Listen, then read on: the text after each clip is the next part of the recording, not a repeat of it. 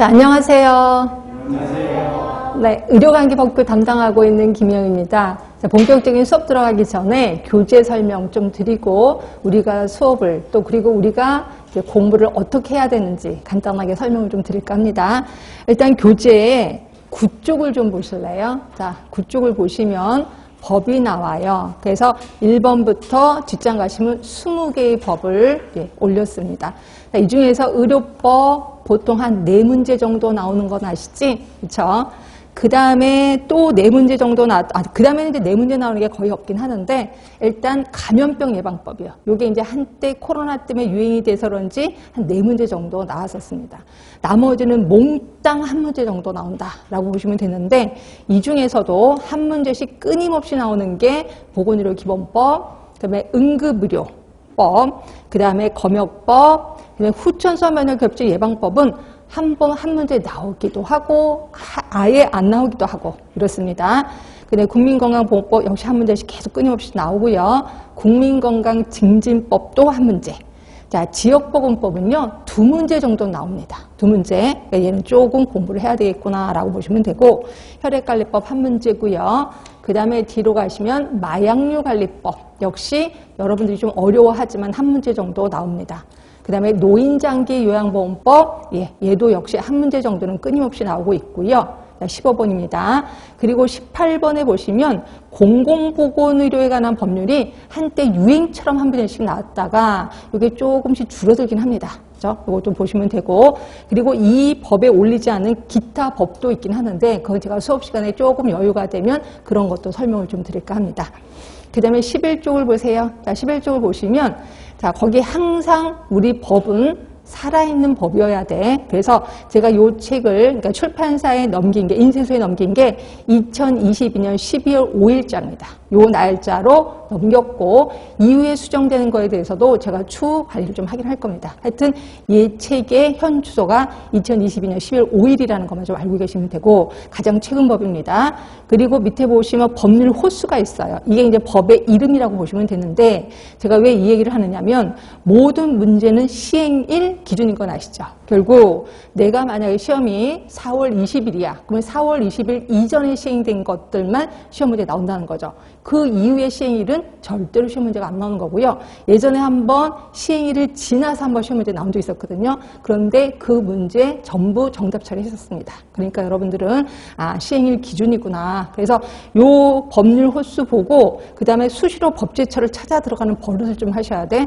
법제처 찾아 들어가서 여기 법률 호수보다 그 뒤에 만들어진 거야. 그럼 그것도 좀 신경을 써야 된다. 물론 제가 그것도 발빠르게 올리긴 하겠습니다. 근데 여러분들 수시로. 그래서 그럼 수시로 어딜 찾아 들어가야 되는데, 자, 법제처 앱을 하나 깔아두셔야 됩니다. 법을 하시는 분들은 이걸 꼭 요 앱을 하나 깔아두시고 수시로 확인하는 버릇을 좀 갖고 계셔야 된다라고 보시면 될 것 같고요. 그래서 요거. 자, 그 다음에 본문으로 들어가시면 자, 14쪽을 보세요. 14쪽. 자, 문제가 나오는데, 자, 1번은 기출되지 않은 거고, 2번 같은 경우가 이제 기출된 문제를 이제 이렇게 만들어 놓은 건데, 항상 공부를 할 때는 여러분들이 꼭 문제부터 보는 습관이 있어요. 네, 근데 그건 조금 하지 말아라, 사양해라. 그럼 뭐 해설부터 먼저 보라는 거죠. 해설부터 먼저 보고 이거구나라고 해서 문제를 푸시는 게 가장 좋습니다. 물론 여러분들이 나 공부 많이 했어. 그러면 당연히 문제부터 푸는 거 좋습니다. 근데 공부를 전혀 안 했어. 특히 독학하시는 분들, 이런 분들은 해설 보고 그다음에 문제 풀고. 그러면 여러분들은 이 해설을 이렇게 많은 걸 어떻게 봐요? 그러실까 봐 3번 문제 보세요. 3번 문제 해설 부분을 보시면 밑줄도 그어져 있습니다. 결국 밑줄 위주의 문제라는 거죠. 그래서 혹시라도 해설 다 보기 싫으면 밑줄을 먼저 보는 것도 제가 권해드리긴 합니다. 자, 이렇게. 자, 그 다음에 이제 두 번째. 제가 이제 오늘 올려드린 법문이 있을 거예요. 법조항. 자, 법조항을 좀 보세요. 유인물 나눠드린 거 좀 보세요. 예전에 작년까지만 해도 모든 법문을 다 올렸거든요. 그랬더니 양이 너무 많다고 난리들이 났습니다. 이제 한 분이 본인은 지방에 사시는데 이게 프린트하기도 너무 많다 이렇게 얘기를 하셔서 요약 정리를 좀 해달라라고 얘기를 하시더라고요. 근데 솔직히 법은 요약 정리가 의의가 없어요. 왜냐하면 대부분 법 문장 그대로 나오고 거기서 살짝 단어만 바꾸거든요. 이러다 보니까 요약 정리 공부해봤자 이제 헛수고다라고 생각하시면 돼. 그래서 제가 고민을 하는 게 그럼 이렇게 하면 되겠다. 되겠다. 그동안에 나왔던 기출된 법 조문만 올리면 되겠다. 그래서 이제 법 조문, 기출된 것만 올린 겁니다. 그리고 그냥 올린 게 아니라 제가 가로 놓기를 했어요. 자, 가로 놓기를 했다는 거는 가로 안에 단어가 중요하다는 거지. 그죠? 그러면 또 제가 가로 놓기를 하면 또 거기다가 답을 쓰실까봐 바로 옆에 정답, 거기다 쓰시라는 거죠. 그래서 항상 이 부분을 가리고 공부하는 습관을 좀 기르도록 하시면 되고요. 그러면 또 어떤 분들은 그러실 거예요. 나 이거 일일이 이거 강의도 안 듣고 나 독학하는데 이거 답 모르겠다. 이거는요, 법제처에 가시면 분명히 있습니다. 법제처에 거기 조도 나왔잖아. 몇 조? 2조 찾아가시면 이런 문장이 쭉 있을 거고, 가로 안에 있는 단어들이 분명히 거기 있습니다. 그래서 항상 제가 법제처를 좀 수시로 활용해라 라고 표현을 하고 있습니다. 결국 우리의 공부 단계 나왔습니다. 자, 첫 번째는 제가 이제 올려드린 거, 요거 진통카페, 의료기술지 2030 그 법규가 있을 겁니다. 여기에 매주 올려드릴 겁니다. 그러니까 이걸 보고 일단 공부를 하세요. 그러니까 법조문을 먼저 공부를 하세요. 법조문 공부하시고, 그 다음에 두 번째는 우리 책에 있는 이미 기출된 문제를 공부하시는 거죠. 여기 두 번째 단계. 여기까지가 최소 20문제 중에서 15문제를 맞을 수 있어요. 최소입니다. 최소. 그러니까 많게는 18문제까지 맞을 수도 있습니다. 여기까지가 15문제. 그럼 나머지 5문제를 위해서 어떻게 하느냐? 자, 제가 법조문에 올리지 않는 것들이 있을 거예요. 그럼 그런 것들은 어떻게 할까요? 우리 책에 보면 기출이 되지 않는 문제가 있었을 거예요. 기출이 되지 않는 문제. 그게 기출이 되지는 않았지만 좀 중요하다고 생각되는 거를 제가 문제를 만든 거거든요. 결국 요거까지 공부를 하셔야지 그렇다고 만점은 안 돼요. 그래야지 한 18문제 만난다. 이렇게 보시면 됩니다. 결국 기출되지 않는 문제를 공부할 때는 아까 말한 대로 해설을 먼저 보고 그리고 나서 문제를 풀어야 된다라고 보시면 되죠. 그렇게 완벽하게 하면 18문제까지는 맞을 수가 있습니다. 물론 운이 좋으면 20문제도 맞을 수 있어요. 그렇죠? 근데 왜 그러냐면 제가 20개의 법 외에도 또 다른 법이 계속해서 문제를 내시는 분들이 계시거든요. 그렇죠? 그래서 그분들, 그 문제 내시는 교수님들도 그렇게 얘기를 해요. 한 2문제는 틀리게 해주세요라고 부탁을 받습니다. 그러다 보니까 그분들도 2문제는 틀리게 해야 되기 때문에 전혀 엉뚱한 문제를 낼 수밖에 없는 거죠. 그래서 우리의 최종 목표는 18개. 그렇죠? 그렇지만 기본으로 15개는 맞아줘야 된다는 게 제 목표다라고 보시면 돼요. 자, 그리고 또 하나 제 강의의 특징이 살아있는 거라는 거죠. 살아있다는 거 뭐예요? 여러분들이 이렇게까지 했는데도 잘 모르겠어. 그러면 이제 카페에 올리세요, 질문을. 그럼 제가 새벽이든 밤이든 무조건 답변을 달아드릴 거예요. 근데 답변이 없다? 그거는 제가 지금 찾고 있는 중일 겁니다. 그러니까 조금 저한테도 시간을 주시고 하여튼 빠른 시일 내에 답변을 올리도록 하겠습니다. 자, 그러면 이제 법으로 들어가는데, 법에 들어가기 전에 여러분의 상식을 좀 올리도록 하겠습니다. 자, 법을 공부하시는 분들은 이런 거 정도는 알고 계셔야 돼. 그래서 이제 상식적인 거 몇 개 말씀드릴게요. 일단 법에는 법만 딸랑 있는 게 아니라 시행령도 있고, 그 다음에 시행규칙도 있을 거예요. 자, 말 그대로 법은 법이고요. 자, 시행령 하면은 대통령령. 그래서 혹시 법문에 대통령령에 의거해서라고 하면 시행령을 보자는 거죠. 자, 그런데 비해서 시행규칙은 보건복지부령이에요. 그래서 혹시 보건복지부령에 의거해서라고 하면은 시행규칙을 보자는 얘기구나 라고 보시면 되고요. 그래서 대부분 시험들은 법 내용이 나올 겁니다. 그런데 시행령, 시행규칙도 만만치는 않아요. 그래서 이런 것들도 제가 다 올려드리긴 했었습니다. 물론 필요한 것만 올려드렸겠죠. 전체는 다 올려드리지 못했을 겁니다. 그 다음에 이제 두 번째는 20개의 법에 항상 기본계획서라는 게 있어요. 기본계획서. 자, 기본계획서는 기본이니까 누가 짜냐면 보건복지부 장관이 짭니다. 자, 보건복지부 장관이 보통 몇 년에 한 번씩 짜냐면 5년에 한 번씩 짜요. 자, 그리고 이거를 밑으로 내립니다. 자, 서열이 그렇습니다. 서열은 외워주셔야 돼. 자, 그 밑에가 누구냐면 시도지사예요. 그러면 시도지사가 장관의 기본계획을 근거로 자기 시, 자기 도의 실행계획을 짭니다. 자, 이거는 얼마나 자주 짜냐면 매년 짭니다. 자, 그리고 나서 이걸 또 밑으로 내려요. 그 밑이 누구냐면 시, 군, 구청장입니다.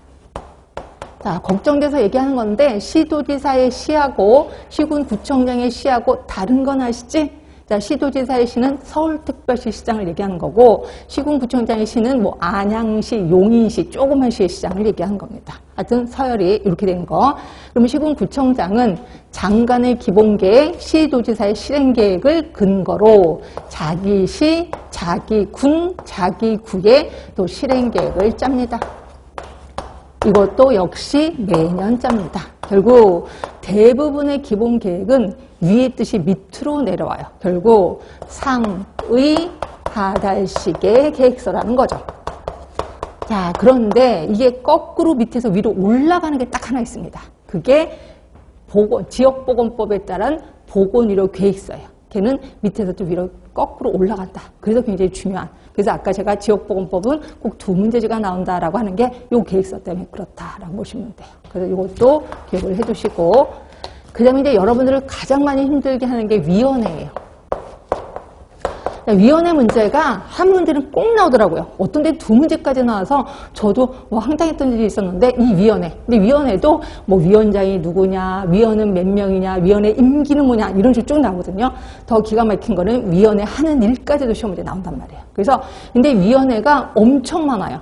아까 말한 대로 기본으로 20개라면 20개의 위원이 있는 거고, 또 거기 법마다 위원이 2개, 3개 있는 경우도 있거든요. 그래서 골치 아파요. 그래서 이거를 한꺼번에 공부하기는 절대 힘들어요. 그래서 제가 지금 정리하고 있는 중이거든요. 정리를 해서 제가 파일로 보내드릴 겁니다. 그 여러분들이 보고 틈틈이 공부를 하셔야 돼. 또 거기다가 제가 기출된 것도 발표를 해놓을 겁니다. 결국 기출된 거 무조건 외우셔야 되고, 나머지도 안 된 것도 좀 보시긴 하셔야 돼. 그래서 요게 가장 관건이고, 또 하나 관건이 벌칙이에요. 벌칙.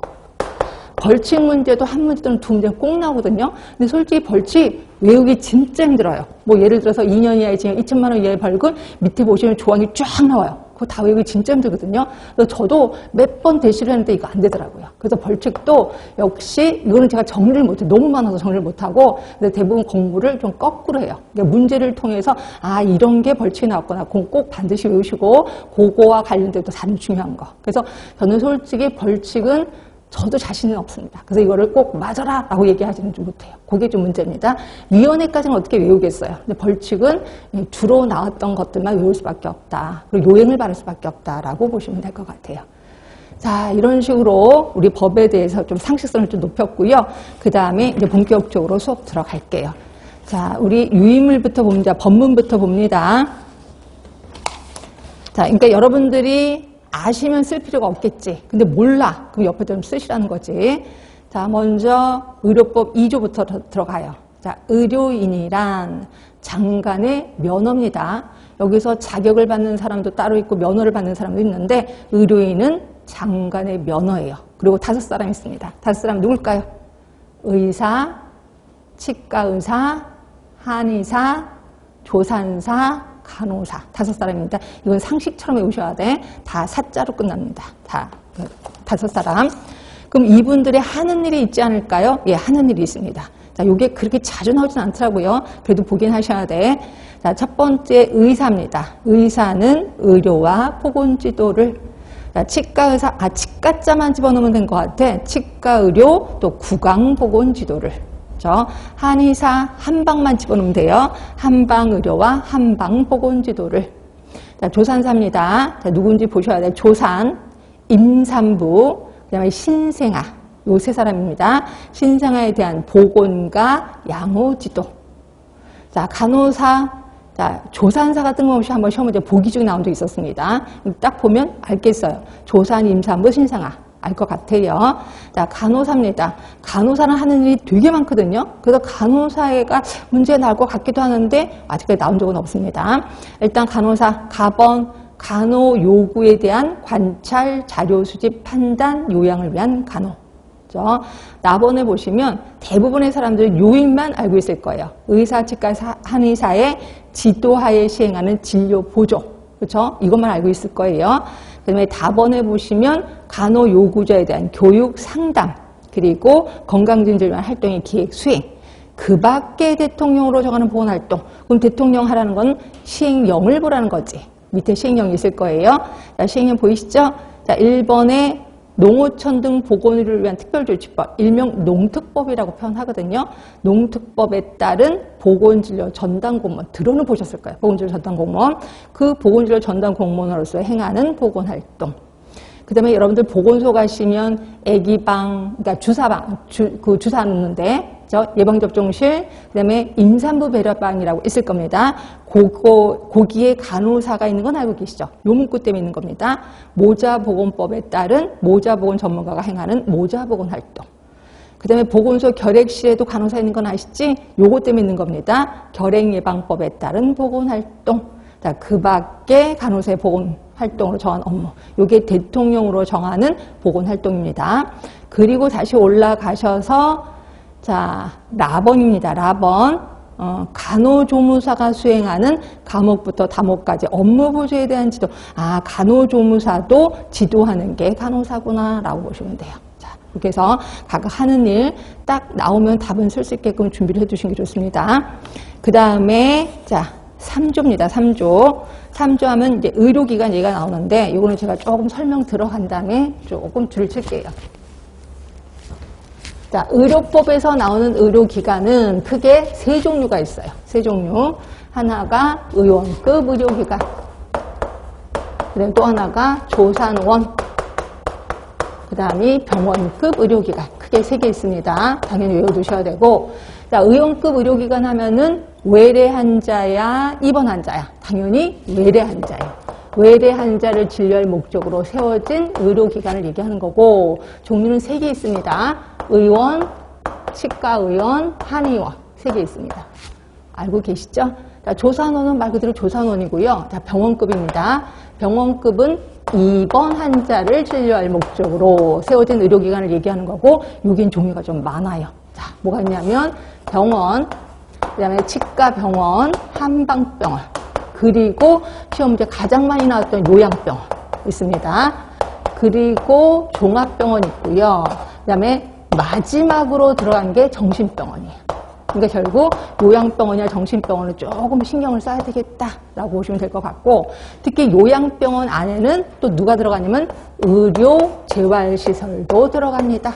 의료재활시설도 포함이 된다.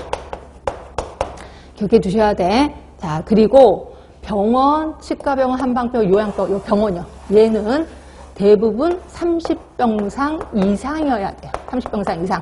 자, 그런데 굳이 30병상이 아니어도 되는 거 있어요. 뭘까요? 굳이 30병상 아니어도 되는 거. 치과입니다. 치과는 굳이 30병상이 아니어도 된다. 라고 되어 있습니다. 그러면 정신병원은요?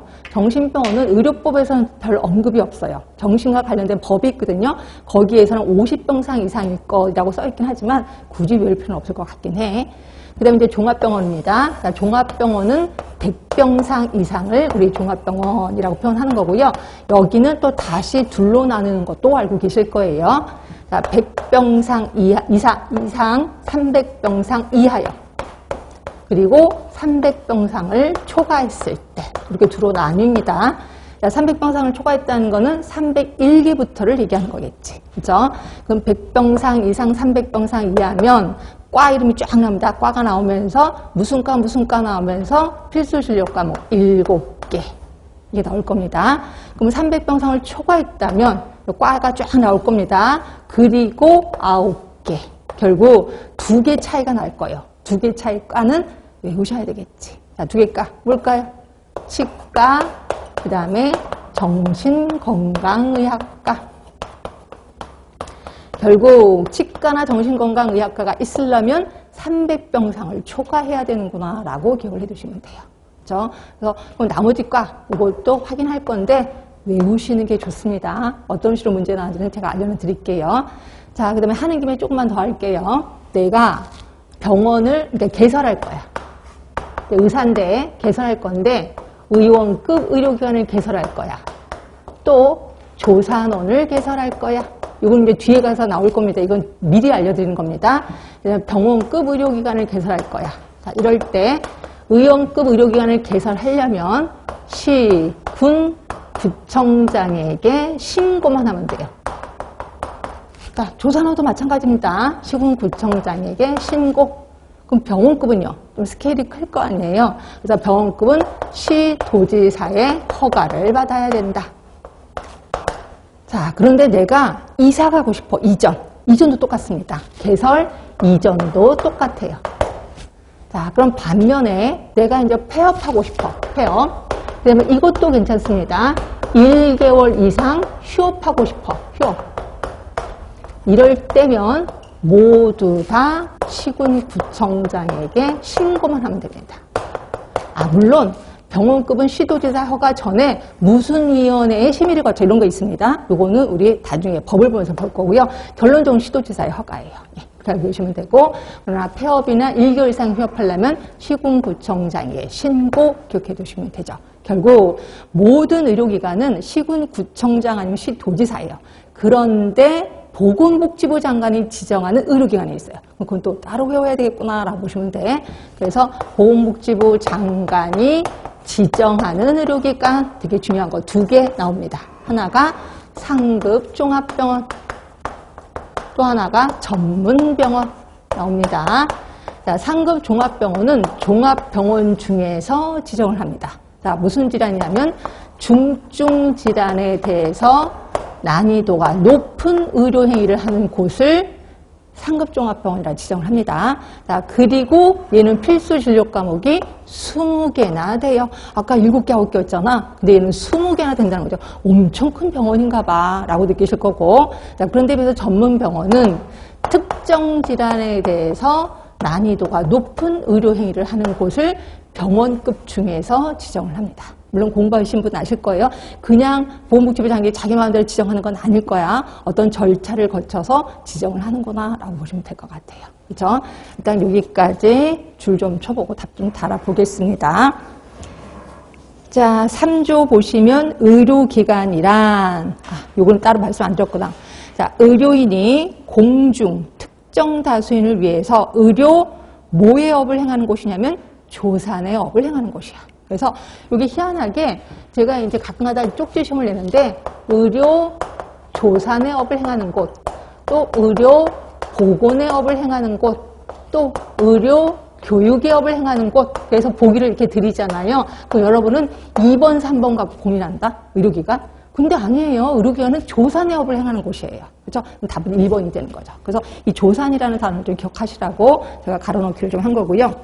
그 다음에 종류는 1번의 의원급, 2번의 조산원, 3번의 병원급. 그리고 제가 조산원에다 밑줄을 거놨다는 거는 요게 시험 문제 좀 나왔었다라고 얘기를 하는 거죠. 그렇죠? 그래서 이제 의원급 의료기관에는 의사, 치과사, 한의사가 주로 외래 환자를 대상으로 그 의료행위를 하는 곳이고, 종류는 의원, 치과의원, 또 한의원 있는 거죠. 그렇죠? 자, 조산원입니다. 조산사가 조산, 임산부, 신생아, 아까 하는 일에 요 사람 세 사람 다 나왔었던 거 기억하실 거예요. 신생아를 대상으로 보건활동과 교육, 상담을 하는 의료기관. 자, 병원급입니다. 의사, 치과의사, 한의사가 주로 입원 환자를 대상으로 의료행위를 하는 곳이고, 자, 종류 병원 있고, 치과병원 있고, 한방병원 있고, 라번에 제일 많이 나오는 요양병원 있습니다. 그리고 여기는 의료재활시설이 포함이 된다라고 표현했고요.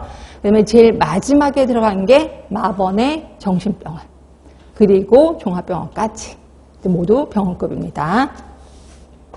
3조의 이 병원이에요. 병원, 치과병원, 한방병원, 요양병원은 몇 개 이상의 병상? 30개지?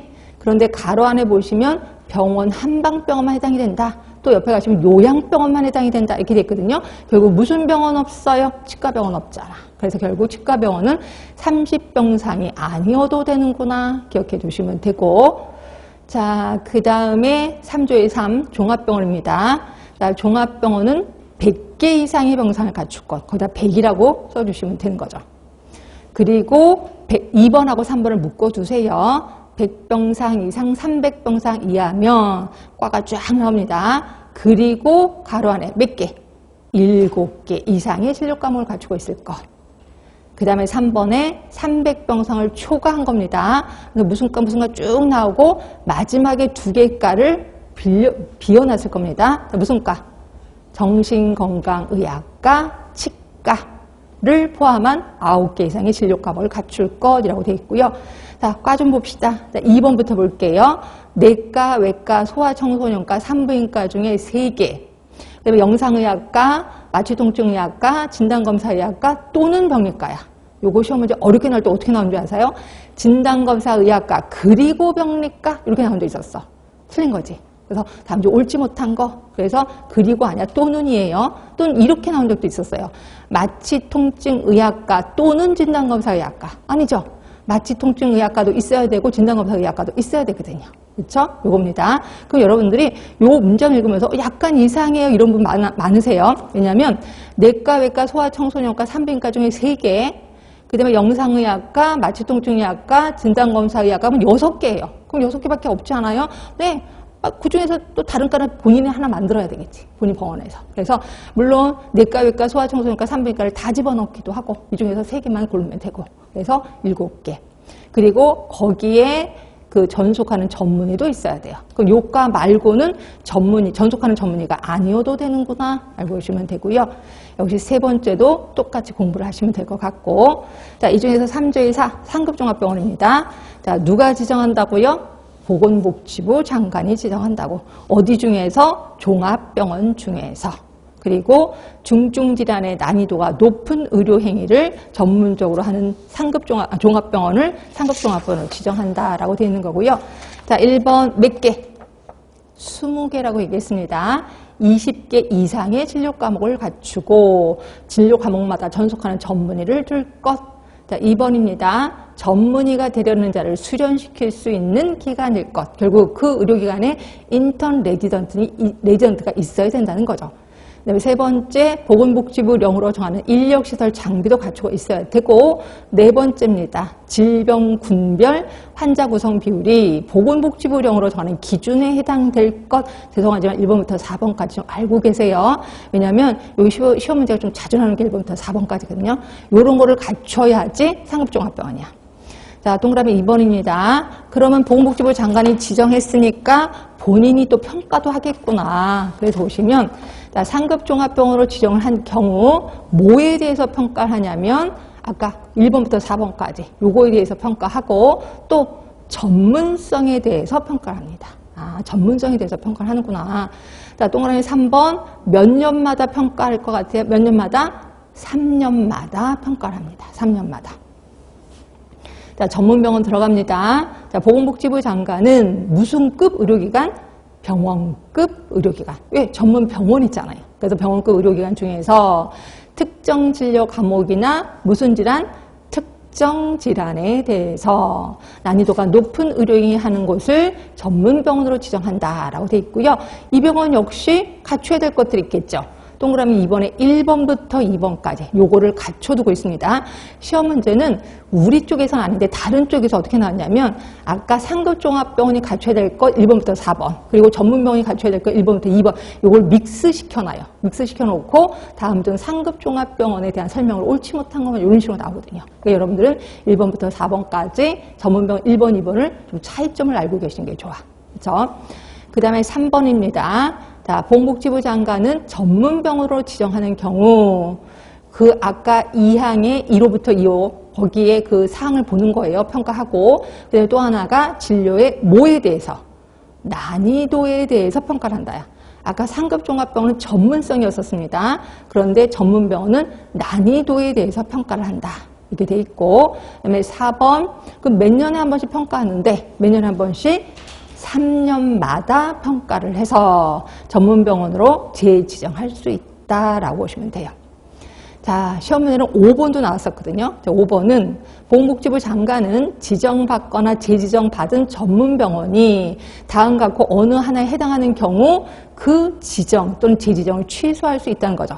그런데 1호에 해당되는 경우는 반드시 재지정을 취소해야 된다. 항상 반드시 해야 된다는 건 꼭 외워두세요. 반드시 해야 되는 거. 그럼 반드시 해야 되는 게 뭔데? 자, 1호입니다.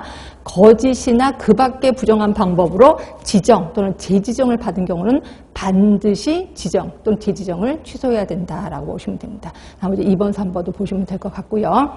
자, 정리하고 갑시다. 아까 상급 종합병원 중증질환의 난이도에 대해서 어쩌고저쩌고 얘기를 했는데 20개 필수 실력 과목 외에도 한 3가지 더 있었습니다. 요거 제가 기억하시라고 했고 몇 년에 한 번씩 평가한다? 3년에 한 번씩 평가한다. 그죠? 전문병원도 역시 마찬가지야. 2가지 항이 있었고 이거를 갖춰야 된다라고 돼 있고 이거 역시 3년에 한 번씩 평가한다라고 표현했거든요. 자, 얘는 뭐에 대해서 평가해요? 요 4가지에 대해서 평가합니다. 그리고 플러스 난이도야 전문성이야. 전문성이지. 전문성에 대해서 평가를 해요. 그리고 전문병원은 요 2개 항목 그거 보고 평가하고 또 뭐에 대해서?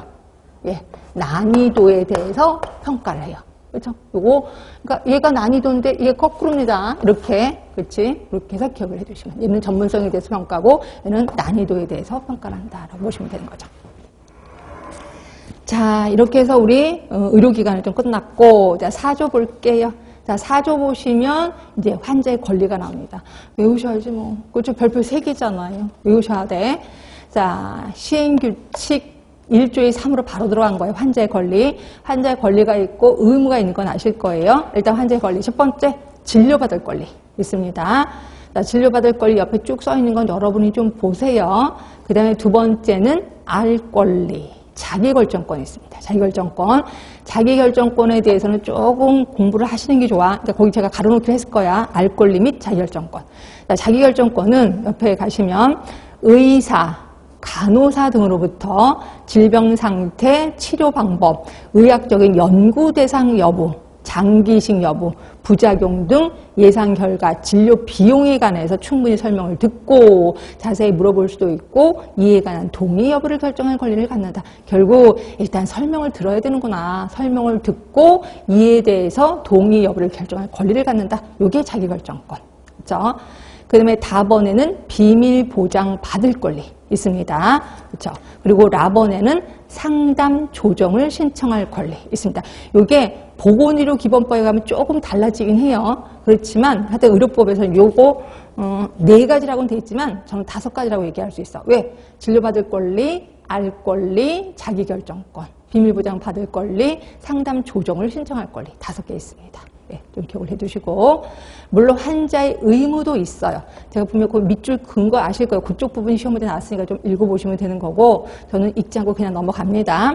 자, 환자 의무 있어요. 자, 의무 가번에 보시면 의료인에 대한 신뢰 존중의 의무. 그렇죠? 그래서 의료인의 치료 계획을 신뢰하고 존중해야 된다는 거고 자, 나번입니다. 부정한 방법으로 진료를 받지 않을 의무가 있어요. 결국 본인의 신분을 밝히고 다른 사람의 명의로 진료를 받으면 안 되겠지. 이게 우리의 의무다라고 보시면 되고 이런 것도 한 번만 좀 기억해 주시면 될 것 같고 자, 그 다음에 4조의 이 간호간병 통합 서비스 있을 겁니다. 요거 알고는 계시죠? 예, 간호간병 통합 서비스가 솔직히 강제로 하는 건 아니지. 그죠? 강제로 하는 건 아니고, 하면 좋겠다라고 하는 건데, 강제로 하는 의료기관도 있다는 거죠. 그럼 그게 어딘데? 그런 거는 외우셔야 되는 거죠. 자, 일단 들어갑니다. 간호간병 통합 서비스에서 나오는 인력 3사람이 나와요. 자, 누구냐면, 옆에 가시면, 입원 환자를 대상으로 하네. 외래 환자는 아니네. 입원 환자를 대상으로 보호자 등이 상주하지 아니하고 3사람 나옵니다. 간호사. 그 다음에 그 밑에 가시면 간호조무사. 바로 옆에 가시면 간병 지원 인력. 요 3사람에 의해서 포괄적으로 제공되는 입원 서비스를 우리는 간호간병 통합 서비스라고 표현하는 거고 두 번째입니다. 보건복지부령으로 정하는 병원급 의료기관은 의용급은 아니네. 병원급 의료기관은 간호간병 통합 서비스를 제공할 수 있도록 노력하여야 한다라고 되어 있는 거고요. 자, 3번 넘어갑니다. 자, 4번 볼게요. 자, 그런데 반드시 해야 되는 병원이 있습니다. 이게 어디냐면 공공보건의료에 관한 법률에서 공공보건의료기관 중 보건복지부령으로 정하는 병원급 의료기관은 간호간병 통합 서비스를 제공하여야 한다야. 강제로 해야 되는 겁니다. 그게 보건복지부령이니까 시행규칙을 보라는 거죠. 자, 시행규칙 거기 있을 겁니다. 밑으로 내려가서 바로 있을 거예요. 시행규칙 1조의 4에 있을 거예요. 요걸 이제 반드시 해야 되는 거예요. 봤더니 보건복지부령으로 정하는 병원급 의료기관은 병원, 치과병원, 한방병원, 종합병원, 무슨 병원 없어요? 우리 아까 병원 종류 중에 뭐 없어요? 정신병원 없지? 또 하나 없어요. 요양병원도 없지. 그렇죠? 요양병원 없고 정신병원도 없습니다. 하여튼 4개의 병원은 보건복지부령으로 정하는 이 병원은 반드시 해야 된다라고 되어 있는 겁니다. 결국 요양병원이나 정신병원은 간호간병 통합 서비스를 안 해도 되는구나 기억해 두시면 돼요. 자, 그 다음에 별표 2대2. 이게 시험에 나왔던데 어떡하면 좋아. 간호간병 통합 서비스의 제공기관의 인력시설 운영. 나왔거든요. 자, 인력 기준부터 볼게요. 인력 기준. 일단 간호사, 그 다음에 나번에 간호조무사, 다번에 간병 지원 인력. 아까 3사람 나온다 그랬습니다. 자, 간호사가 제일 많네. 상급종합병원 입원 환자 7명당 간호사 1명. 7대1이네. 종합병원은요. 입원 환자 12명당 1명입니다. 병원은요. 입원 환자 16명당 1명이에요. 어떻게 배울래 이거? 근데 7명당 1명 요거는 시험 문제 나왔었습니다. 그러니까 상급종합병원 시험 문제 나왔거든요. 항상 보면 제일 높은 게 제일 먼저 시험 문제 나와. 그 다음부터는 꼭 그게 나올 수도 있고 그 다음 게 나올 수도 있고 하여튼 7대1이고 12대1이고 16대1이에요. 간호조무사는 입원 환자 40명당 1명. 그리고 간병 지원 인력은 1명. 그냥 1명이면 됩니다. 그렇죠? 요거. 시설 기준도 볼게요. 시설 기준은 그렇게 잘 나오진 않는데 그래도 한번 보긴 할게요. 간호간병 통합 서비스를 제공하는 병동은 다른 병동과 구별되도록 설치할 거. 다른 병동과 구별되도록 설치하는 거구나. 그렇죠? 그리고 보시면 입원실 복도입니다. 입원실 복도에는 문턱이 없을 걸. 문턱이 있으면 툭 하면 넘어지실 거 아니에요. 그렇죠? 보호자가 없기 때문에 목욕실에도 문턱이 없을 것이라고 되어 있는 거고 화장실은 입원실 내에 설치할 것이라고 되어 있습니다. 나머지 것도 좀 보시면 될 것 같고요. 자, 그 다음에 그치. 그 밑에 거 잠깐 볼게요. 시행규칙 1조의 4를 잠깐 볼게요. 아니다. 이것도 중간에 한번 봐야 되겠다. 욕창 방지용품이 하나 있을 거예요. 7번에. 아까 화장실도 그렇고 다 얘기했는데 7번에 욕창 방지용품. 여기 한번 시험 문제 나왔거든요. 운영병상의 100분의 5 이상 구비할 것이야. 그러니까 욕창 방지용품이 운영병상 100분의 5 이상 구비할 거 외우시면 되고 간병 지원 인력 아까 1명이라고 얘기는 했고요. 자, 그 다음에 시행규칙 1조의 4도 좀 볼게요. 거기 보시면 병원, 치과병원, 한방병원, 종합병원인데 다만 다음 각호 어느 하나에 해당하는 의료계는 제외된다야. 어딘데? 군보건 의료기관이요. 그치? 군보건 의료기관은 간호간병 통합서비스 없지. 당연히 제외되는 거고 그리고 국립정신의료기관. 아까 얘기한 것처럼 여기도 제외된다라고 보시면 됩니다. 네. 이렇게 해서 간호간병 통합서비스 조금 중요해요. 요 슬슬 시험에 나오는데 그 이유 중에 하나가 요 밀고 있거든요. 지금 현재. 그래서 우리 메르스 같은 경우가 입원 보호자 때문에 일어나는 사건이기 때문에 이제 입원 보호자 없게 만들겠다라고 하는 게 우리나라의 앞으로 나아갈 방향이거든요. 그러다 보니까 간호간병 통합서비스를 조금 좀 발전시킬 수밖에 없다. 그래서 그런지 시험 문제가 좀 자주 나옵니다. 그 다음에 이제 면허 얘기를 할 거예요. 면허. 자, 면허도, 이것도 조금 전체적으로 설명을 들어갈게요.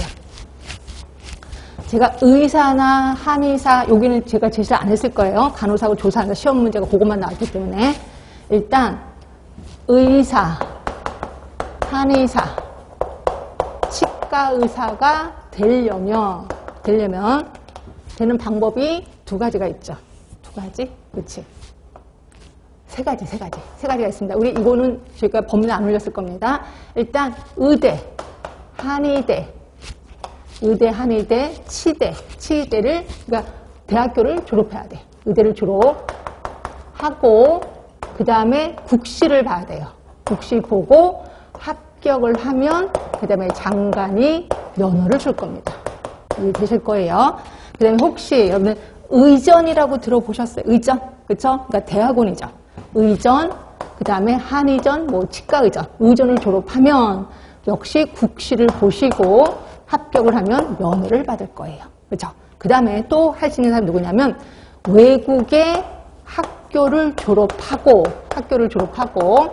그 다음에 외국의 학교를 졸업하는 게 헷갈리겠다. 외국의 의사요. 외국의 한의사, 치과의사요. 그러니까 외국의 학교를 졸업하고 거기에 면허를 딴 사람들, 이런 분들이 우리나라에 오면 의사 안 되는 건 아시죠? 미국에 잘 나가는 의사도 우리나라에 오면 의사 못하는 건 아시죠? 그럼 뭘 해야 돼? 이분은 시험을 보시는데 시험이 두 가지가 있어요. 예비시험이 있어요. 예비시험이 있고 예비시험에 합격을 하면 그다음에 국시를 보고 그 다음에 합격을 하면 면허를 받게 됩니다. 결국 의사, 한의사, 치과의사가 될 사람은 요 세 케이스. 자, 그런데 비해서 조산사입니다. 조산사. 자, 조산사는 그 전에 뭐를 갖고 있어야 돼? 간호사 면허를 갖고 있어야 돼. 결국 면허가 두 개인 사람은 조산사예요. 그래서 이분은 간호사 면허를 갖고 있는 사람이 자, 조산 수습 과정을 거쳐야 돼요. 조산 수습 과정을 거치는데 요거 1년 과정입니다. 1년 과정. 예, 그리고 나서 요 1년 과정 거치고 나면 역시 국시를 보시고 합격을 하면 면허를 받을 겁니다. 그렇죠? 자, 근데 이런 경우 있습니다. 저 외국의 조산사 있을 거 아니에요? 외국의 조산사. 자, 외국의 조산사는 의사처럼 예비시험을 보는 게 아니에요. 바로 국시를 봅니다. 그리고 합격하면 예, 역시 면허를 주는 거죠. 자, 간호사 똑같습니다. 자, 간호사도 자, 간호대를 졸업해야 되겠지. 졸업했어요. 그리고 나면 국시를 보고 그다음에 합격을 하면 면허를 받을 거예요. 자, 그다음에 외국의 간호사요. 자, 외국의 간호사. 외국의 간호 면허를 갖고 있는 사람, 간호사. 이분도 역시 한국에 오시면 예비시험 없습니다. 바로 국시를 봐요. 그리고 합격하면 면허를 받는다라고 보시면 돼요. 전체적으로 설명드렸습니다. 자, 이 중에서 6조부터 볼게요. 자, 조산사가 되려면 다음 갖고 어느 하나에 해당하는 자로서 조산사 국가시험에 합격한 후 장관이 이제 면허를 주게 되는 거죠. 자, 1번입니다. 간호사 면허를 가지고 보건복지부 장관이 인정하는 의료기관에서 몇 년? 1년간 조산수습 과정을 마친 자. 그리고 2번 외국의 조산사 면허를 받은 자. 이거는 이제 국가시험 바로 볼 수 있습니다. 자, 7조 간호사가 되려면 간호사 국가시험에 합격한 후 장관의 면허를 받아야 된다라고 얘기했죠. 면허입니다. 자, 그 다음에 또 딸딸 외워야 될 거 결격사유. 외우셔야 돼, 결격사유. 자, 결격사유는 4개인 거 아시죠? 어떻게 해서든지 외우셔야 되는데 자, 제일 처음이 뭐냐면 정신질환자. 두 번째 마약류 중독자, 마약 중독자입니다. 그다음에 세 번째 피한정 후견인, 피성년 후견인 있습니다. 그 다음에 네 번째가 금고 이상의 형. 무조건 외우셔야 돼. 자, 그런데 정신질환자 중에서 정신과 전문의가 당신 비록 조현병 환자지만 괜찮습니다. 의사해도 됩니다. 라고 하면 괜찮아요. 의사할 수 있습니다. 이런 사람 있을까 없을까? 있어요. 제가 알기로 그분이 학교 다닐 때부터 제가 알기로 고대로 알고 있거든요. 고대 다닐 때도 조현병 환자셨어요. 근데 아이러니하게 지금 정신과 의사세요. 그렇죠? 근데 되게 재밌는 게 환자를 보다가 간호사를 툭툭 쳐. 저기 환자 뒤에 서 있는 사람 보여요? 그럼 간호사 안 보이는데 보면 아, 나 또 헛것이 보이네. 이러면서 약 드시는 분이세요. 그런데 진짜 인기가 많은 게 환자랑 말이 대화가 돼요. 환자가 헛것 보인 줄 알고 나도 보이는데 뭐 보이세요? 이러면서 아주 대화가 잘 되는 분이 있습니다. 지금까지도 의사하고 계세요. 그래서 저는 그분 때문에 요목구가 생기지 않았나 이렇게 생각도 합니다. 하여튼 그런 거고 마약 중독자 아실 거고 피한정 후견이 피성년 후견이 이게 뭔지 모르겠어요. 물론 뜻풀이를 하라고 시험 문제가 나오지는 않을 거예요. 근데 그거 한번 뜻을 좀 알아볼까 합니다. 어디 갔지? 잠깐만. 그치. 피성년 후견인은 뭐냐면요. 그거예요. 그러니까 내가 이제 의사면을 땄어. 근데 내가 행글라이드를 되게 좋아하는 거야. 행글라이드 타다가 사고가 나서 머리를 다친 거지. 그래서 바보가 된 거지. 예, 그러면 면허증 뺏긴다는 거죠. 이게 피성년 후견인. 근데 피성년 후견인으로 법적인 판결이 내려져야 돼. 그럼 이제 면허증이 뺏기는 거고요. 그다음 피한정 후견인은 뭐냐면 내가 중독이 된 거야. 어디에 중독이 됐냐면 도박에 중독이 된 거예요. 도박에 중독이 돼서 일상생활을 아예 못하는 거야. 이럴 때도 역시 법적으로 판결이 내려지면 면허증을 뺏기게 된다는 거죠. 그래서 이거를 피성년 후견인, 피한정 후견인이라고 표현하는 거고요. 네 번째입니다. 법이 쫙 나와. 이 법도 좀 신경을 써주셔야 돼. 보건범죄 단속에 관한 특별조치법, 지역보건법, 그러니까 우리 의료에 관련된 법이 쭉 나와요. 저 응급의료, 농특법, 시체해부, 혈액관리법, 아무리 눈치껏 봐도 뭐 성폭행, 성추행 관련된 법 나왔나? 안 나와요. 그러니까 그 법에 의해서 내가 성추행과 관련된 법에 의해서 금고 이상 형을 선고받았어. 그래도 면허증을 뺏기지 않아요. 그래서 요 법을 위반해서 금고 이상의 형, 금고라고 하나 써주시면 되지. 금고 이상의 형을 선고받고 형의 집행이 종료되지 아니하였거나 집행을 받지 아니하기로 확정되지 아니하. 뭔 소리야 이게? 자, 잠깐 보세요. 그 형을 선고받고 집행이 종료됐어. 그럼 결격사유 아니에요. 근데 종료되지 않았어. 그러니까 결격사유죠. 자, 집행을 받지 아니하기로 확정됐어. 그럼 결격사유 아니에요. 근데 확정되지 않았잖아. 그래서 결격사유죠. 그렇죠? 그래서 이런 거 있습니다. 우리나라 법이 3번 하는 건 아실 거예요. 1심, 2심, 3심 있는 건 아실 거예요. 근데 내가 1심에서 금고 이상의 선고를 받은 거야. 근데 내가 또 그 와중에 시험을 봤거든요. 국시를 봤는데 합격을 한 거야. 그리고 내가 1심 받고 선고 받고 근데 내가 지금 2심을 신청을 한 거예요. 3심도 신청할 거예요. 그럼 내가 재판 중에 있는 거야. 이럴 때는 합격 중이면 나한테 줍니다. 일단 준 거예요. 왜냐면 진행 중에 있기 때문에. 근데 확정이 됐어. 금고 이상의 형을 확정이 됐어. 그럼 다시 면허증을 뺏어 간다는 거죠. 그래서 이거 좀 기억해 두시면 되고. 그럼 여러분 금고 이상, 이 금고가 도대체 어떤 형인지 잘 모르겠어요. 그럴까봐. 이런 것들도 시험 문제 나오진 않는데 좀 이해를 돕기 위해서 우리나라 형 중에서 제일 무서운 형이 사형인 거 아실 거예요. 물론 사형이 집행되지 않은 지 한 20년은 넘어서 거의 없다라고는 하지만 아직까지 사형 제도는 있습니다. 그 다음이 징역이에요. 징역에는 무기징역이 있고 유기징역이 있는 건 아실 거예요. 그 다음이 금고예요. 자, 금고하고 징역의 차이는 뭐냐면요. 징역은 갇혀 있으면서 일을 해야 돼. 노역에 시달린다 이런 얘기 들어보셨을 거예요. 그런데 비해서 금고는 갇혀만 있는 거야. 일은 안 해도 돼요. 그렇죠? 그래서 대부분 금고 이상의 형을 선고받으면 면허증을 뺏깁니다.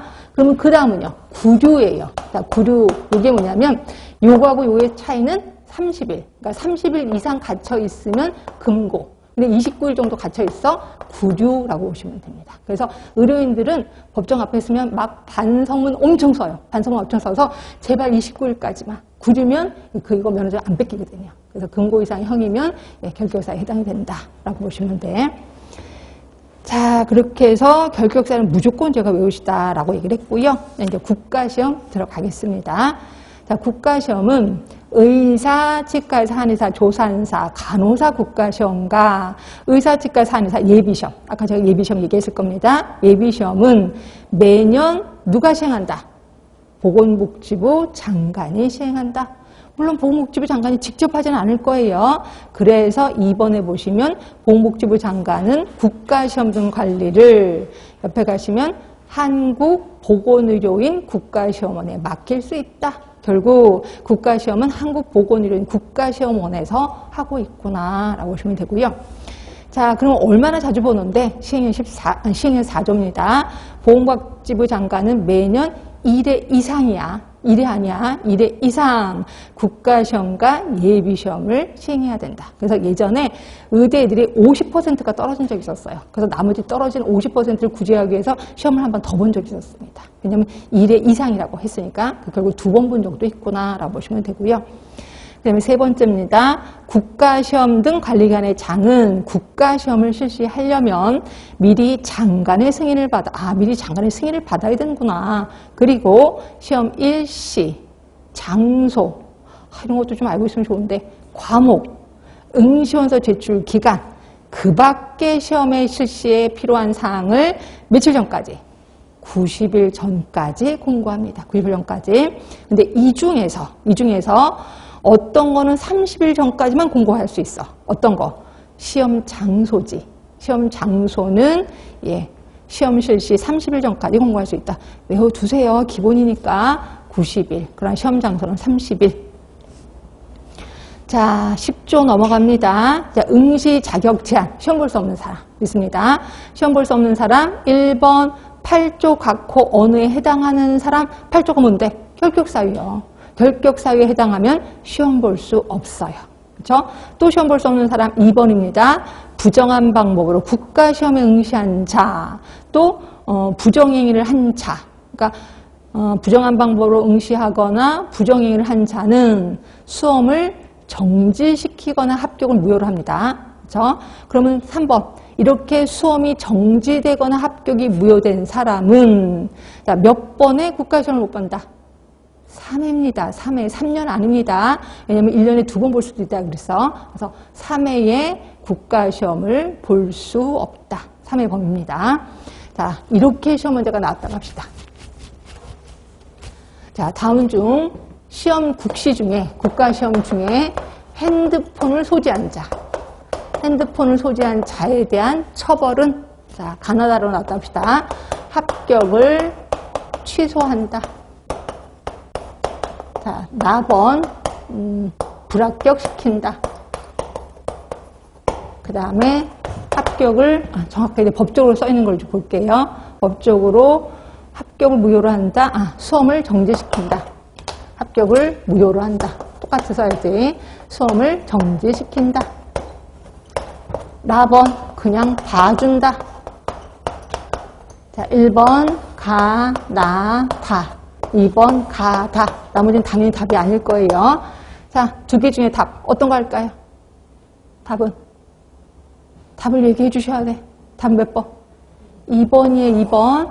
예, 이거 불합격 아니에요? 그럼, 불합격하면 합격입니까? 아니에요. 합격을 무효라고 시험을 정지시키고, 요 분들은 3회 국가시험을 못 보는 거고, 불합격한 사람은 그 다음에 시험 볼 수 있잖아요. 그죠? 그래서 결국 법은 법대로 하셔야 돼. 그죠? 여러분들이 유추 해석하시면 인생이 망가지는 거지. 그래서 답은 2번이 되는 거죠. 자, 그럼 모든 사람을 다 3회냐? 아닐 거예요. 좀 디테일하게 들어갈 건데, 조금 쉬셨다가 들어갈게요. 조금만 쉬겠습니다.